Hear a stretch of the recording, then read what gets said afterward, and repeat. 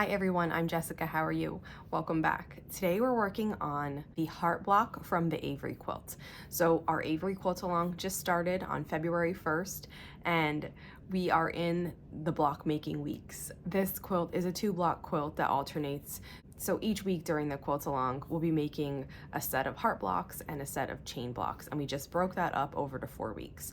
On the 5th week, we'll be assembling the quilt top. So this is the video that will show you how to make the heart block. The video for the chain block will be coming later this week. And then once we get to week 5 in assembly, I'll do a video for assembly. Let's get started. This block is really quick and easy together, and it's great for chain piecing too. So I have my pieces laid out. We're just gonna make one of the blocks, and this is how I started. So if you were going to chain piece, you would gather, you'd pair up your heart colors because each heart has 2 different colors, and you'd sew the small pieces together and then do that for all of your hearts. Once you did that, you can cut the thread, and then you just open it up and add in your background color. Now for this quilt, the first time I made it, I chose to use white for the background. This time I wanted to do something pretty different. So I'm using this light aqua, and also you can see I'm not using pink and red like I did before. I'm mixing these colors up. I had leftover fabric from a fat quarter bundle that I just took a little bit out of, and I'm cutting that up, and if I need to add more, I'll add more to it. So then you'd add your square to all of your pieces and then cut your thread. Now, if you had a whole chain, you can cut your threads in between every single one, and then you're going to turn it sideways. And we're going to add the strip for our darker color first. So this is going to go across the bottom of this.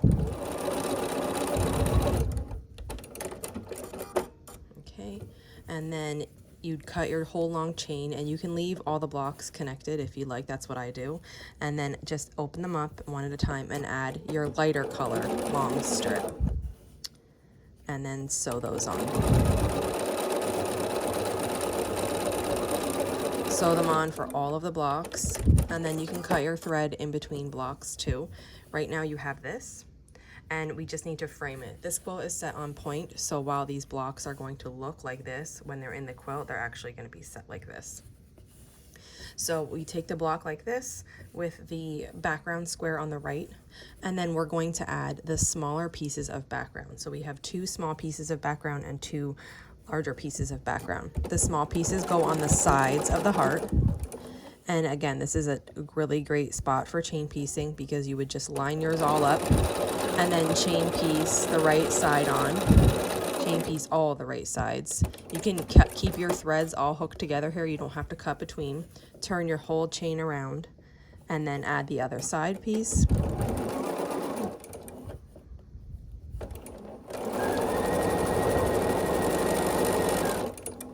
Then you can cut in between your blocks, and now you have 2 more pieces to add, the top and the bottom. So turn it sideways and line up a top bottom on here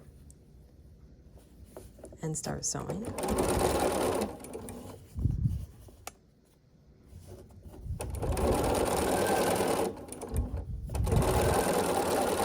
When I did the first version of this, I did pink and white, and I did a total scrap dive in my pinks and my whites.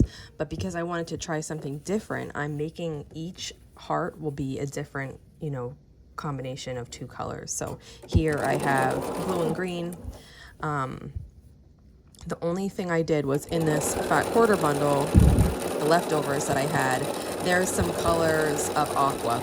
And I did pull the aquas out because my background is aqua. But what that also means is I get to use the whites because my background is not white. So here's what our heart looks like. When I planned the schedule out for this quilt along, I did it for the throw size. So the schedule, I'll put it in the description, but it's also in the blog post. If you haven't read that, there's information in the blog post, and I'll link that too. But what I did was I divided the total number of blocks needed for the throw size, and I split it between the weeks that we have in this quilt along.